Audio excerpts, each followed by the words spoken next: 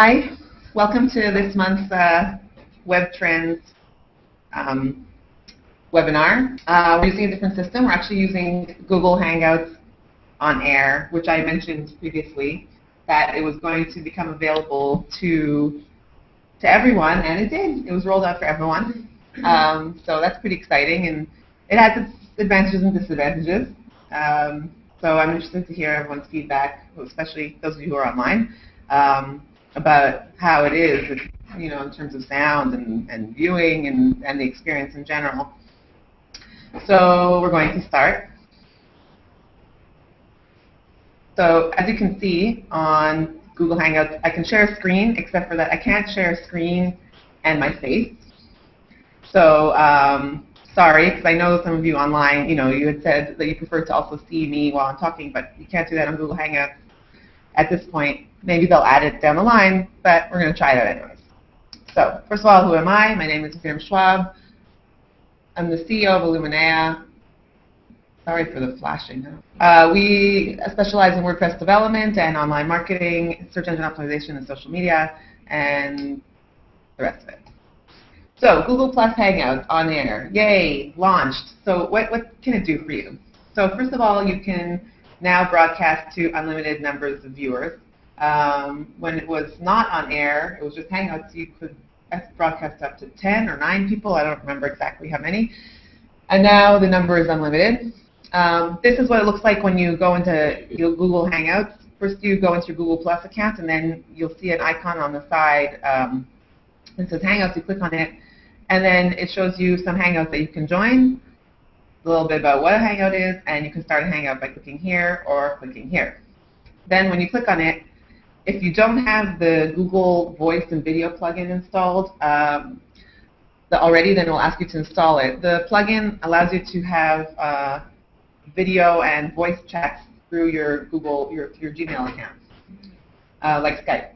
So I happen to not have had it installed on this computer because it's a spare one, because I broke the screen on my other laptop by pulling it off the table.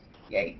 So, so I had to install it in order to get this to work, so that I guess you can hear my voice and see me, or see the screen. And then you get to a page and it says nobody has been invited to this Hangout, and oh, it also asks you to approve Google's terms and conditions, which of course you never read, you just say I approve, and then you can start. And it allows you to do certain things here. First of all, you can stream your own video, like a video of yourself through your computer's camera, but also you can have different people down here who have actually like signed in through their Google Plus account, and they can interact with your Hangout. You can share Google Docs and interact on the Google Docs together in real time. So it could have a business application. You could show YouTube video and also discuss it in real time. It has some kitschy stuff where you can add like little doodles to your video. And you can share a screen, which is what I'm doing now. Can you block other people who are present? You can block people. No, sorry, I mean, can you block their video? Let's say you wanted to do an international press conference and two journalists show up and you don't want them to see that. Oh, I don't know. You have to try. Because the way that I did this is that I'm not really using the Hangout aspect of it. I'm just live streaming it. Because once you've created your Hangout, it's basically like a YouTube video. It's just live, and then it gives you embed code like a regular YouTube video. We stuck it on our site, so people, it's like the video player is just live. Can you see who's looking now? So I can see how many people are viewing, but I can't see who they are because they're not. I didn't invite them specifically to the Hangout. Okay, so you can just give them a link. You can just send a link. You can send a link directly to your YouTube channel for people to view it. You can embed it on your site, which is generally probably a better idea because it's trying to, you know, promote your company than send people to your site. Another great thing about this is that once it's done, within a few minutes, it's recorded and on YouTube in our channel. So that's fantastic. It saves a step. There's no save, find it, upload, wait, you know, and all that kind of stuff. It's just there because it's streamed directly into YouTube. So that's really fantastic. However, take note that it will upload it to the YouTube channel of the Google Plus profile. So if you wanted to go to your company's profile, your company's YouTube channel, then make sure that the person giving the presentation is the connected account with the YouTube, which in my case I am. My Google account is our YouTube channel. On your Google Plus page, you can have Hangouts, and then it will go to the Google Plus admins account. So maybe you can have a Google Plus profile that's kind of general for your company, and that's connected to your YouTube channel. Or whoever does it, it goes to YouTube. Then you go to YouTube once it's done. You can download it really easily. There's like a drop-down, download as MP4, and then you can upload it. So then you have those extra 2 steps, but if you need it to be in a specific place, then that's how you can do it. You can chat during the thingy, the Hangout. So in a way, this is an option instead of a webinar. This could totally work as a webinar. The only disadvantage that I've seen so far, okay, my screen is flashing, and I don't know if people see this online. When we test it out, it didn't do this. I don't know if it's because of the barcode or whatever. We'll see next time. The other thing is you can't do a person and a presentation or screen sharing at the same time. Like, you know how you can do that with webinars. And that sometimes is important because people want to see the person who's talking to them. So we'll see, like, at the end, what people say. Does it really bother them? But also, with the system that we were using before, there was lag, and the recording would have all sorts of crazy things happening in it. And this recording might be better quality. We'll see. So pretty exciting. It really just rolled out like a few weeks ago, so it's new. I'm sure they'll be adding new features. And finally, Google Plus has created something that is unique that could draw people into the network, because until now, just as Facebook, you know, lookalike, and that's not exciting. But this is a useful feature. So. Not everyone needs to be logged in to Google Plus. No, because you can share it publicly. You can send them a link to your channel or to the page where you embedded it, so they don't have to be logged in. So. This is Skype. What do you mean? Well, Skype, everybody. It could be. This could be like Skype, because on Skype you can't do a video conference call for free, right? You have to pay for it. Here you can do a video conference call. This definitely will have business applications. You see down here apps. If you click there, there's a few apps there that you can use at the same time as your Hangout. They are SlideShare. So if you have a presentation on SlideShare, you can show it from there if you want. There's a few other ones, some like Whiteboard. If you work with whiteboards, and you can open up an interactive whiteboard together. There's like 6 apps at the moment. Also, I'm sure there will be more as time goes on. Do you also do this video when you're using those? It continues to be a video. Oh, you use, yeah, you lose your face. Yeah, yeah. That 2-screen thing isn't happening at this point. Anything. So that's Google Hangouts. Very exciting. And yeah. So okay. So live stream, you can edit once complete on YouTube. Right. What I said about the account. Oh. YouTube channels by default have a limited amount of time that their videos can be. It's about 15 minutes. But you can increase the time that you're allowed to upload, that you're allowed to have for each video. And you need that if you're planning on doing a Hangout that's more than 15 minutes. Then it'll just cut off. And to do that, you have to verify your account. You go to this link, and then it asks you for your mobile, like what country you're in, your mobile phone, and sends you a code. You enter the code, and then it increases your allotted time, which is good because 15 minutes is pretty limited. So you can verify in Israel? Yeah, the country Israel appears, and you put in your mobile phone, and you're good. So that's very exciting. That limitation is. Oh, in general, how is Google Plus doing? Not so great. Brands have pages, but and you know they've been added to circles, etc. But major brands have created pages and haven't posted anything. So that's one thing. And in general activity, look at these numbers. Google Plus users spend 3 minutes per month compared to 405 minutes for Facebook users. Yes, we spend a lot of time on Facebook, and people aren't spending a lot of time on Google Plus. However, I did see another study that showed that engagement is growing on Google. Nobody really knows because Google says engagement is growing, except for that Google, of course, is going to say that. And they also might be counting things that don't have to do with Google+. Like, okay, I have a Gmail account, and I happen to click on a link that someone sent me that's from Google+, and so that's considered engagement. But it's not. I'm not engaging in Google+. Google launched a new service called Google Surveys, which is kind of like an ad. You pay for it per submission. So it's good if you want to do some kind of mass survey of consumers. You can target it. You can have it appear on their Google Ad Network, and it's just a bunch of questions, and people can answer, and that can give you good information about your target market or whatever it is you're trying to research. You pay. Here's how the payment works. You pay 10 cents per response for a general survey, or 50 cents if it's demographically targeted, like you say, I only want people in New York or something like that, like if you're a restaurant there. And it's embedded on Google Network sites. And the site owner, just like with AdSense, if they have AdSense on their site, they make money from it. So here, too, they get a commission for whenever a visitor completes the survey. So that's a new feature. It's worth knowing about and trying. Google has also launched something which they've called the Knowledge Graph. Basically, they're trying to start looking at words not as strings, but as things. That's how they put it. So that when you search for words, it understands that it's a place or a person, and then it tries to aggregate content around that is helpful to you.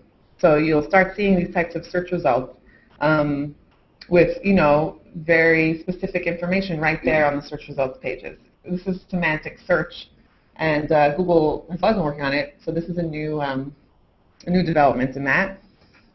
Google Panda, right? We heard about Panda, which I just found out, interestingly enough, was named Panda not because of the animal, but because there was some engineer whose last name was Panda. Huh? So yeah. So I don't know. I think there's people trying to figure out why Penguin was called Penguin. Maybe just once they had Panda, they went with another Arctic type of animal. I don't know. Yeah, right. So Penguin rolled out.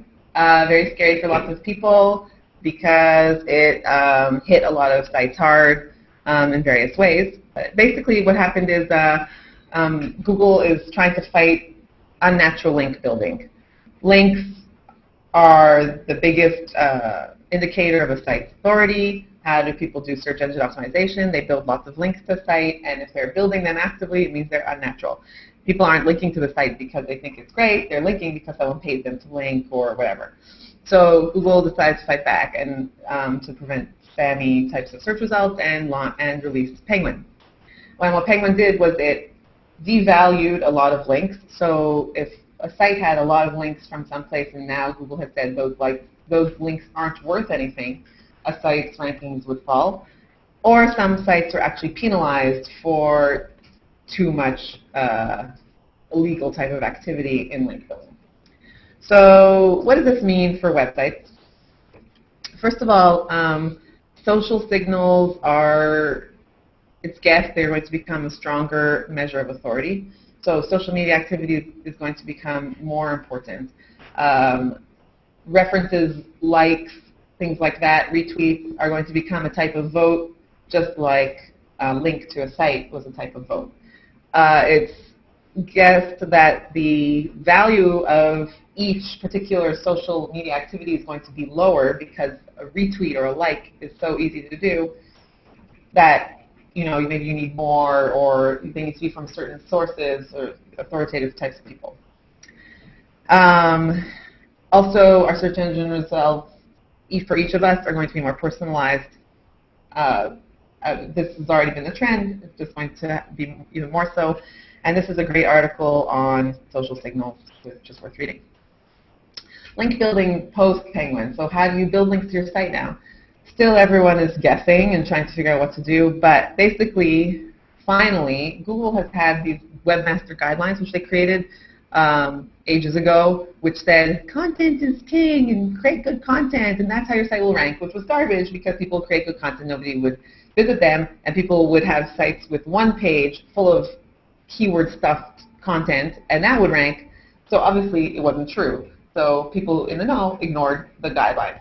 But now actually the guidelines might be becoming relevant, which is nice. So basically, one of the things that Google has said for a while but wasn't true is stick with targeted sites, meaning if you're going to have a link to your site, make sure it's from something relevant. That makes sense. If a used car site is linking to a solar energy site, it's not linking because it wants recommended, it's linking because someone paid them to do it. Less automated link building.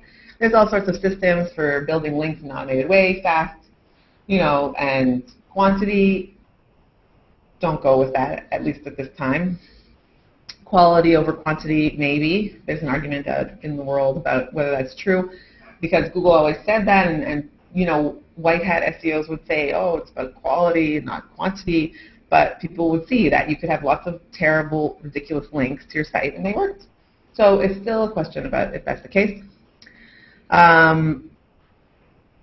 In order to make your site rank for a certain keyword, what you would do is on the other sites, you would make sure that the text of the link to your site was the exact words you want to rank for. So one site would have thousands of links for used cars. That's not natural. If any of you ever write on the web or read things on the web, you'll see people will say, read this over here and link over here, right, instead of used cars or things like that. So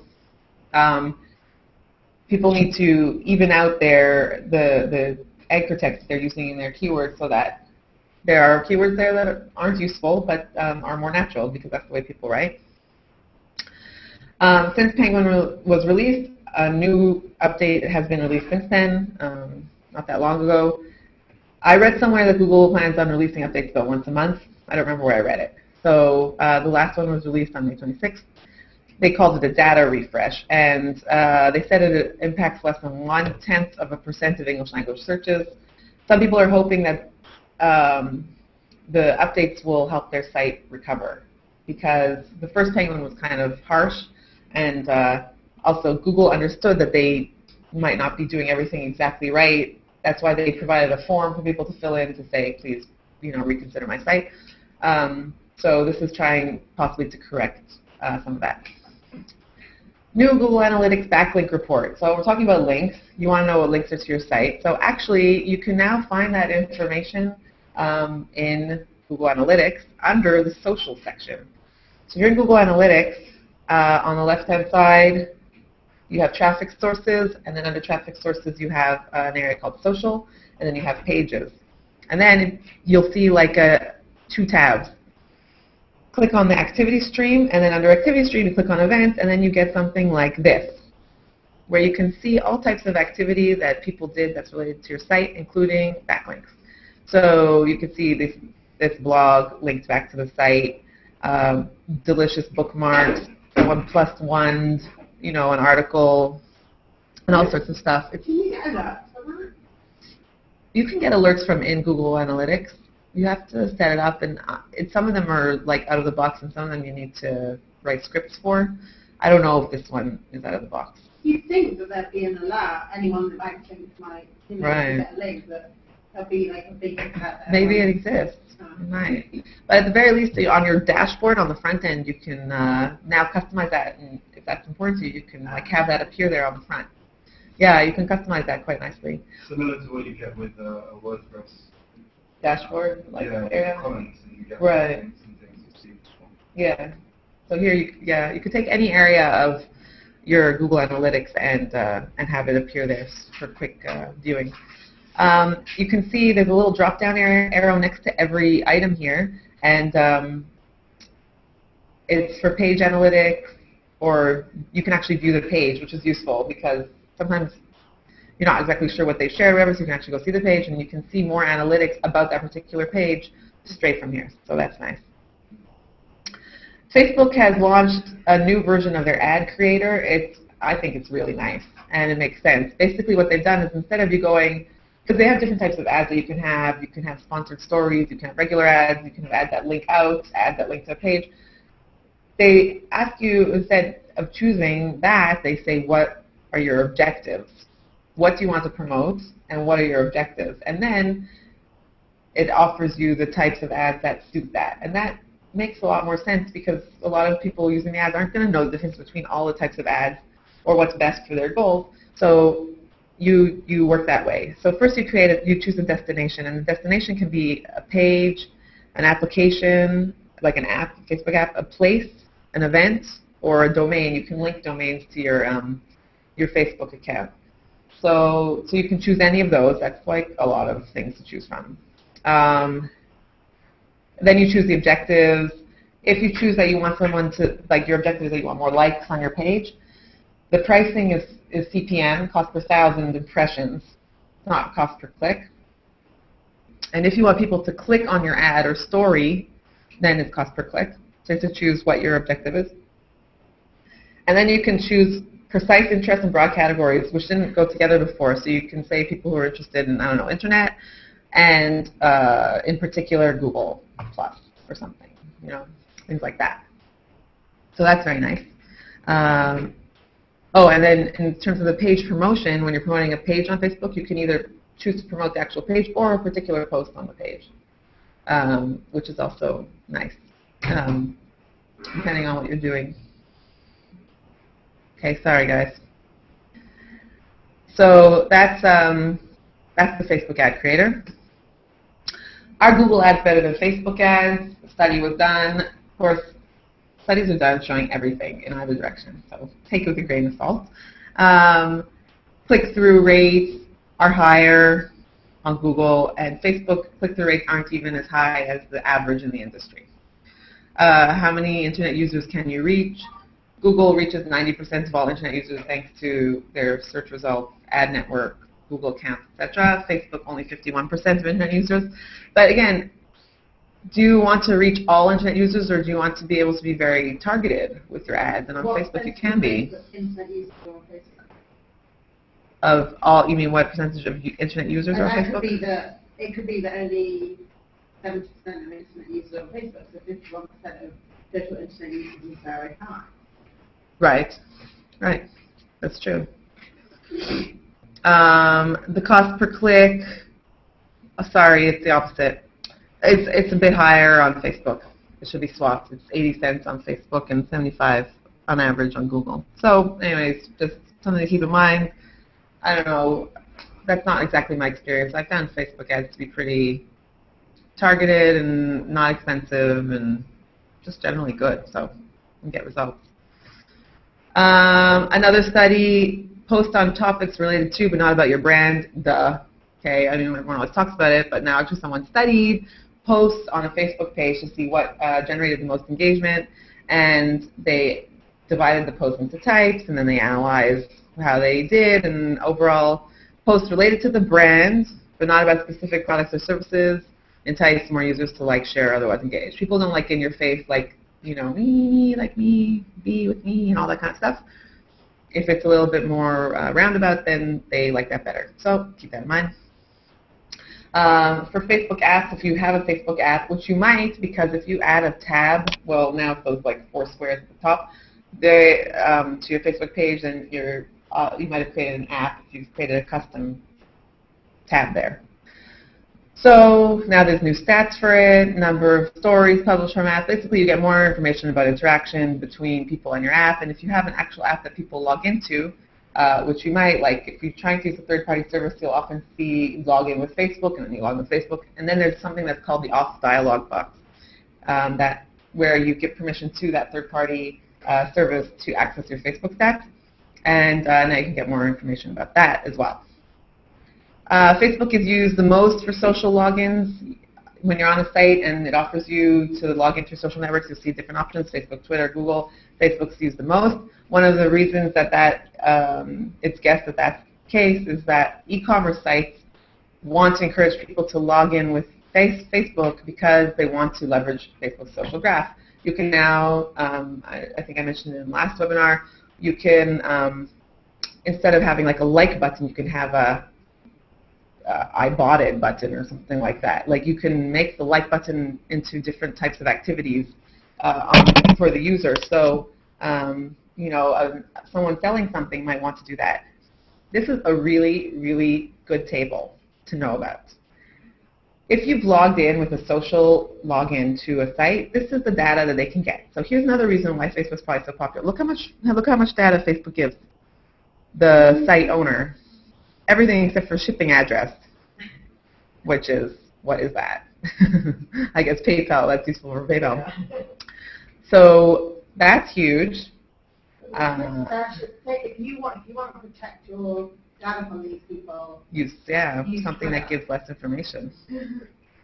So it's good to know as a consumer so that you can know what is being shared with sites, and good to know as a site owner, because if you want more information from your users, then try to get them to sign up with Facebook. It sometimes gives you the option to not select all those. Right, and sometimes I've done that with TripAdvisor or something where it says, do you want to share this? Do you want it to it will have share? access to your email, blah, blah, blah, and then you Each time can... you go on, it asks you again. Yeah, and then eventually you give up with it. You just say, oh, for sure. And not just that, we recently were testing one out, and like if you said it can't have access to what, I don't remember what, something, we just took away one thing, it didn't work.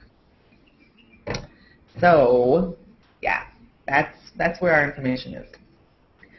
Facebook has launched the ability for Facebook game creators to allow people to play the game actually in their newsfeed in different ways. It's called feed gaming. They can compete with friends. The game can reward engagement by giving them prizes in their feed, and it can track performance. This is an opportunity for greater engagement for game app developers, which is pretty cool. Facebook has launched a new kind of list called Close Friends, and the idea is that some people might have over 1,000 Facebook friends, like me, 1,000 of my best friends, and there might be people in those 1,000 that I really don't want to miss, like stuff that they're updating, right? So they have different kinds of lists. Now they're calling this one called Close Friends, and like if you star people, so it's like a different functionality. I got it before I even got timeline. The Close Friends thing? Yeah. They had like work acquaintances, family, and something, but actually calling it Close Friends is new and recent, but yeah, you actually have Close Friends. I had it, for some reason, there's some things, and I had it, the only thing that you get everything in your notifications, and that's when you can change it. I kind of works really well. Yeah. Yeah, literally. Suggestions as well. It says, Yeah, suggest people to add to your Close Friends, right, exactly. You never, it means you never miss anything. Right. So I didn't know that it had been implemented on, for me, it says 9, here it means 9 updates, and it totally explained why my sister, everything that she does, I didn't understand why I was getting notifications, but everything. She added a picture. She posts everything. I was getting notifications, like in the notifications area, all about her. And she posts a lot. Yeah, she's thinking about my notifications. And she's my only close friend that's here. I didn't even add her. I guess Facebook was like, well, you guys really seem like close friends, so we're going to put her in there. So, but that's useful for people you really don't want to miss their things. Button also is the opposite. Right, it's like... I find wax out. Yeah. I'm sure. So yeah, so this is another way to organize your friends. And this is just when you go to the close friends page, here what our list, here's my one close friend, and share with just the right people. That's it, that's how it works. This is an interesting page, and this is a link. It's Facebook success stories, pages that have had great success on Facebook. It's nicely set up, and it's good case studies. You mouse over and these little windows flip around, and it's very nice, so worth checking out. Facebook has also launched what they're calling the Marketing Classroom. It's to help small businesses also to succeed on Facebook, and they have webinars, and they have videos that you can watch already, and it's really useful. So also, this is a link, and you should check it out after. So you've probably heard that Facebook bought Instagram, that mobile phone app for taking pictures and adding effects to it, for a ridiculous amount of money, like $1 billion or something. But then, even stranger is that they bought it, but then they released an Instagram clone, which doesn't seem to be using Instagram features. It's like something, maybe they were already developing it before they bought it, and they released it, and nobody's very excited about it. So I don't know what they're planning on doing with Instagram. That's a bit strange, and it's only released for Apple devices. Facebook social readers, which you've probably seen, which are those things that you might have seen it in your feed where it says, you know, so-and-so read Yeah. Yeah. 10 new tips for new out-of-the-closet gay men, right? Like, and you're like, oh, okay, really, that's way too much information, you know? And people don't realize that this information is being shared. So they're collapsing. Woohoo, as I say here. The Washington Post, and if you see other social reader stats are also going down. It's a bad thing because they get to read really interesting stories they wouldn't necessarily know about. Yeah.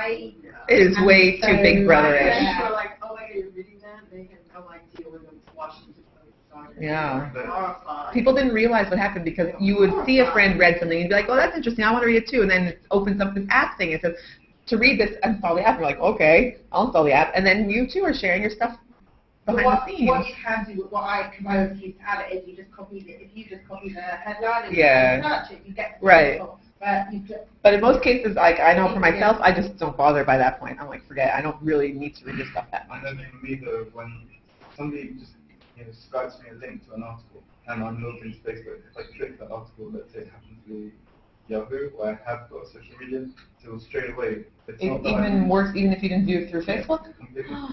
So even if I didn't want to read it, I didn't know what the link was. The minute I click it, It's in your and feed. So they're collapsing. People, I guess, are becoming more aware.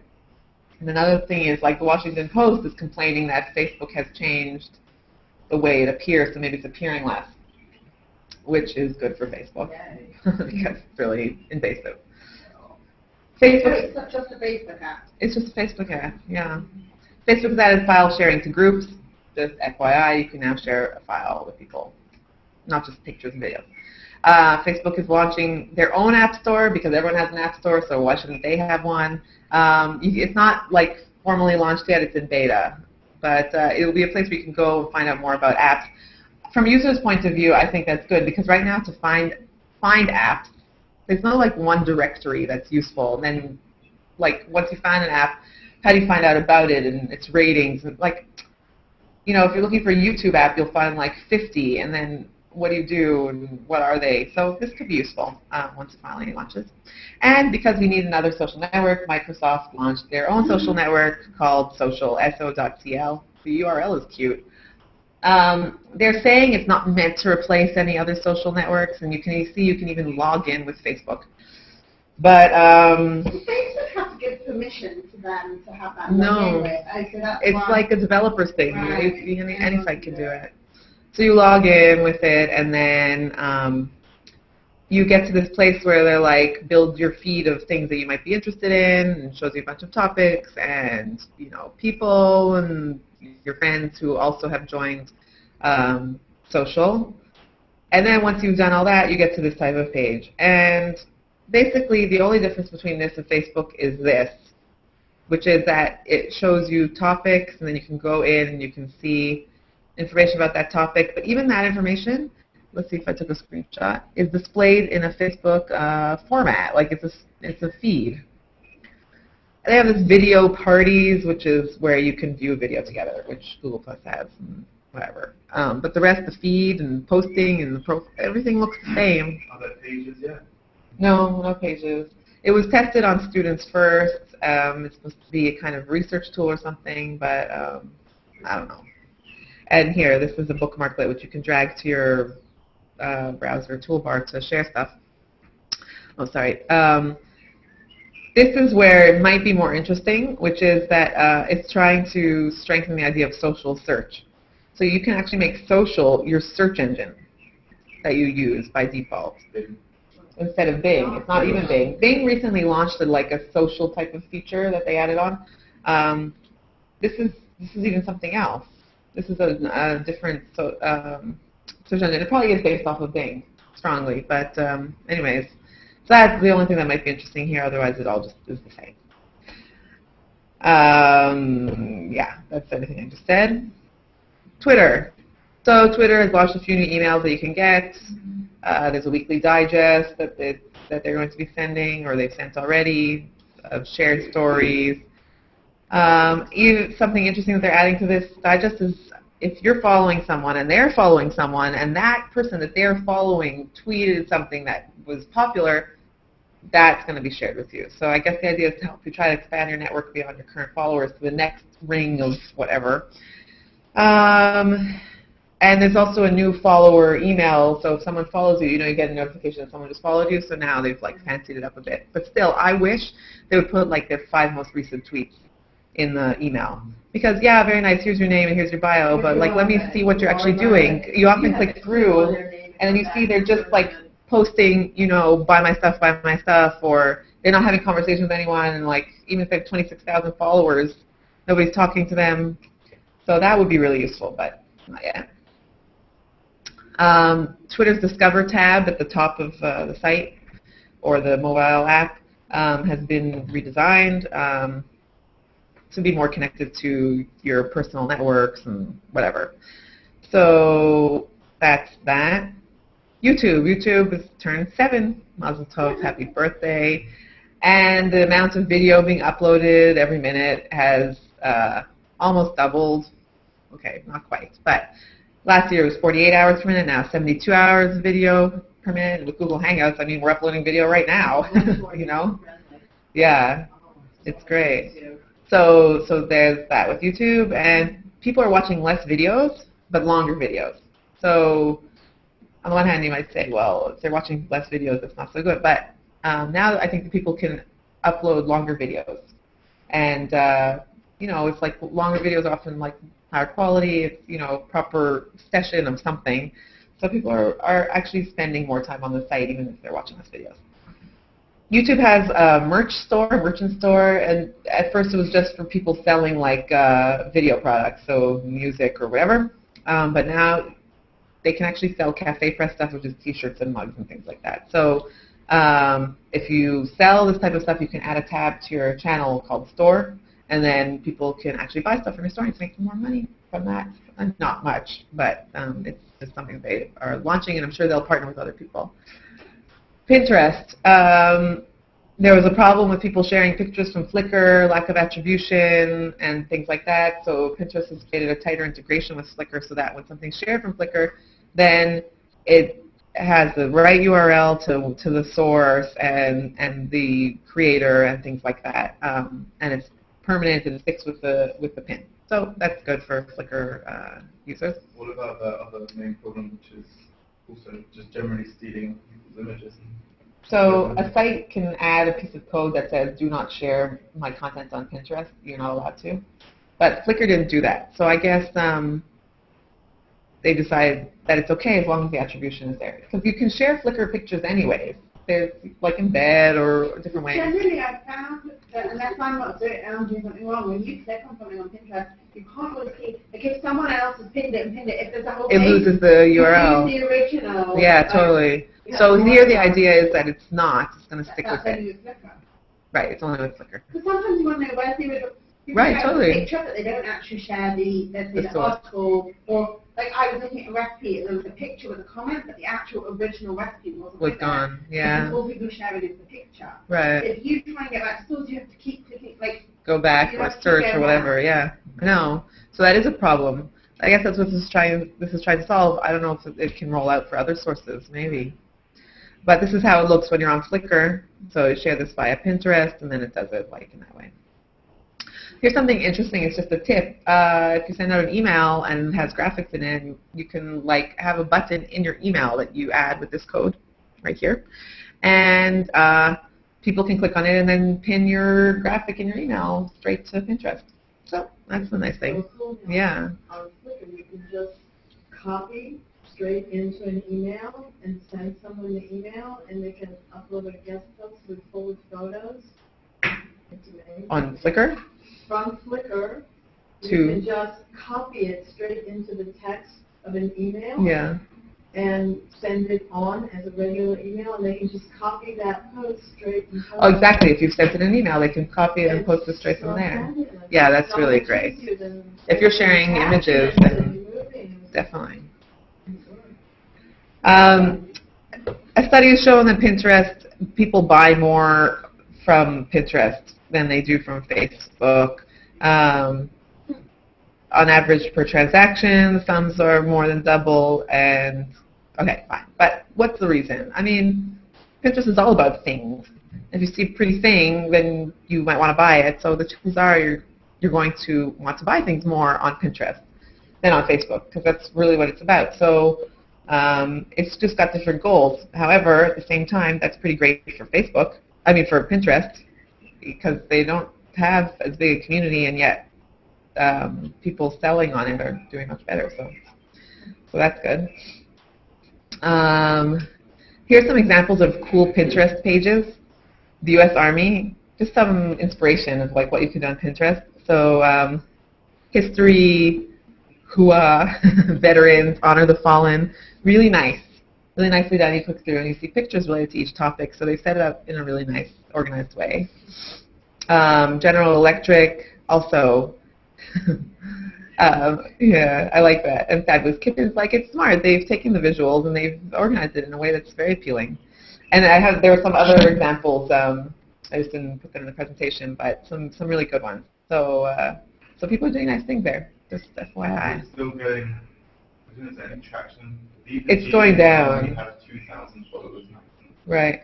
It's not an engagement. I know.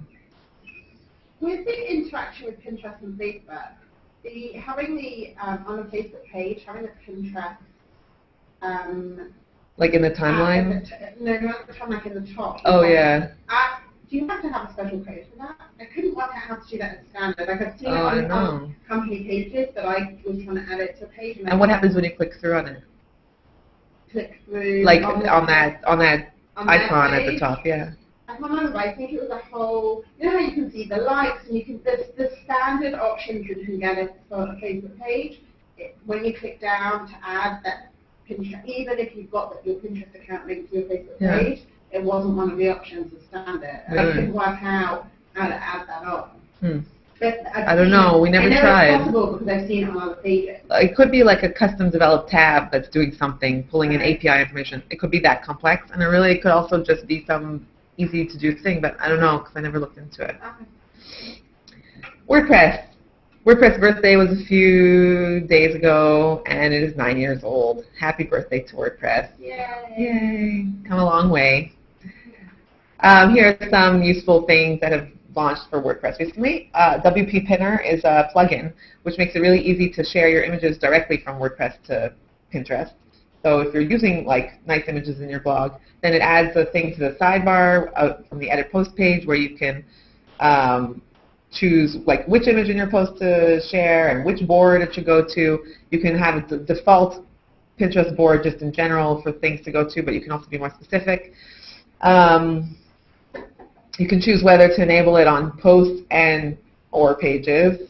You can have it auto post or not, so you can have all images go directly or not. You can't post videos at this time. You can post videos on Pinterest, just not from this plugin. And it gives you analytics, which is nice. How many clicked from your Pinterest pin back to WordPress, back to your site, how many likes and repins and things like that. So that's pretty nice. Infinite WP, Infinite WordPress. So over the last few years, a few types of like dashboards for managing multiple WordPress sites have been launched. If you have more than one site, this can be really helpful because most importantly are three things, in my opinion: upgrading the actual site, upgrading plugins, and backing up your site. And these services help you do that. So the most well-known one, and the one that really was the groundbreaker in this field, is called Manage WP. And they were the only ones on the scene for a while. Really amazing, amazing, amazing dashboard. Chaval al hazman, really. You can do so much there like that you wouldn't have even thought of. That's just brilliant. But it costs, and it's not so cheap. There's another one that we tested out called WP Remote. It does a similar thing, but backups are a bit of a problem through there. And now this one just launched. It's free. The disadvantage of it is, for some people, is that you have to install it on your server. It's not a cloud-based service. But then on the other hand, one of the things I didn't like about Manage WP is that we're connecting all these sites to this service that's run by other people. They say it's all done securely, whatever, but that made me really uncomfortable. Here, if it's sitting on my server, then I am controlling all of it, and then I feel a lot more comfortable connecting sites to it. Why are they doing it for free? So they say, I know, so that's what people are asking, right, totally. Why are they doing it for free? They say that down the line what they're going to do is the whole freemium model where they're going to add on certain features that you have to pay for. Managed WP started out for free. And then what they did eventually was they limited the number of sites you could host on it or whatever. So really cool. And if you manage 5 or more sites and you want to make sure that they're secure and backed up and other things, then What it's really about worth the fee. multi-language? So not multi-language, multi-site. Like I've got 2 English now, but when I do a Hebrew one, can I manage all 3 with the plugins? So it depends on the multi-site. The way we set up multi-language sites is that we do it on multi-site installation, which means it's one installation with 2 sites on it, English, Hebrew, or whatever. I don't remember what they said about multi-site. Multi-site is always a problem, and if they don't support it now, it's on their to-do list, like they're going to. Sometimes 2 sites are just 2 separate sites, and then it's totally fine. That's a cool thing. Guide to WordPress SEO, which is talking about WordPress. This is the picture from the post. It's from SEO Moz, which is a really great site for search engine optimization information. And this is an excellent, excellent guide to optimizing your WordPress site for SEO. These are things that we do anyways, but we don't always get around to. It's like almost a whole course on like how to optimize your site and keep it optimized and optimize your content and things like that. So this is just like go through this guide step by step and use it on your site, and you're good. It's really excellent. So definitely check it out.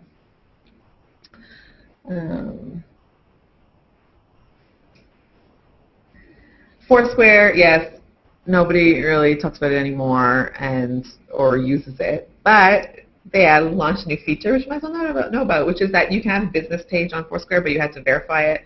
There's a whole process that involved, I think, like snail mail, and now you can do it really quickly for $10. So just FYI. Mobile email. If you send out emails to groups or subscribers, and you need to start taking into consideration the fact that more and more people are reading their email on mobile. I'm sure you are. Like, I totally am reading email on mobile, and when I get these emails that I can't read, it's very annoying. So there are ways to make your email compatible with mobile. Here's just some stats about why it's so important. People click through to websites from their email. They even make purchases from their email. So just make your email, at the very least, work. 42% complain of too much scrolling. So if you're taking email to mobile into consideration, then maybe put less content in so there's less scrolling and that kind of thing. So maybe this has changed because I haven't been out an email in a few months, but I use MailChimp. Yeah. And I even put it out on forum. You cannot see the mobile version. You can see your HTML version, you can see your text version, and you can send test mail, but all of that, you cannot send a test mobile. But you can't see, this is what it's going to look before I send out this email when I send it out to you. You can't edit it differently on the free version. And I even asked one of the, a specialist about it. And they're like, no, we're not aware of it. I mean, maybe some of the other, No, the other ones are not good about mobile. I just don't understand it because obviously the stats show that so many people are doing it. And you want to be able to see it, and maybe you'll take out some of the links. I don't know, there's things that you might play around with for mobile users, and then it doesn't offer you that. So one thing that I would suggest is, I don't know what template you use, but there are templates that are mobile friendly. Right. So rather than having a regular version and a mobile version, just have one version that's mobile friendly also. It resizes, the text and things like that. There's a lot of tutorials on how to create email that's compatible to mobile, from the start. So that it's the same thing that's happening on websites now. There's something called responsive design. The idea is you create one site that is friendly to all types of devices. It resizes, it readjusts. Even in responsive design, certain things disappear when it's on a mobile device. So that's the idea, I think, behind everything that we're doing today. Make one thing that works across the board. So here's some news and stuff that happened recently. LinkedIn bought SlideShare. SlideShare is where we upload our presentations. It's a great site. It's a great network for sharing your presentations, and LinkedIn bought it. They had an app all this time where you could share your LinkedIn presentations on your LinkedIn profile. And presentations are a serious business tool, so I guess they figured this is a good move for them, so they bought it for $119 million.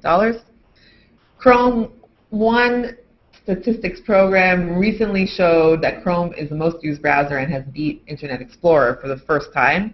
They first saw this in March, and then it dipped again, and now they say now it's beat Internet Explorer again. Hopefully this is for good. Yay. I really hope so. We'll see. Pakistan blocked Twitter because of blasphemy. It was temporary, but it's because someone mentioned the contest held in 2010. It's not even like there was a contest being held now. It was someone mentioned it, and then Pakistan didn't like it, so they banned it, and then it was later lifted. Women are more social on social networks. I'm sure we're not surprised. Yeah, they're 8% more likely than men to create or update their own personal blog in the networks, et cetera, et cetera. So we women are more social. This is an interesting piece of news. Google's being sued over Jewish search suggestions. You know, when you search in Google on google.com or COIL, so Google will try to help you by giving you suggestions about what you might want to be searching for. So fill in the blanks or show you a drop down of things. So if you search for certain prominent politicians or business people, you'll see in the search results, even if they're not, because I don't think Rupert Murdoch is Jewish, right? He's not. It will say Rupert Murdoch Jewish, and it's like suggesting that all powerful people who rule the world are Jewish, the old, conspiracy theory or whatever.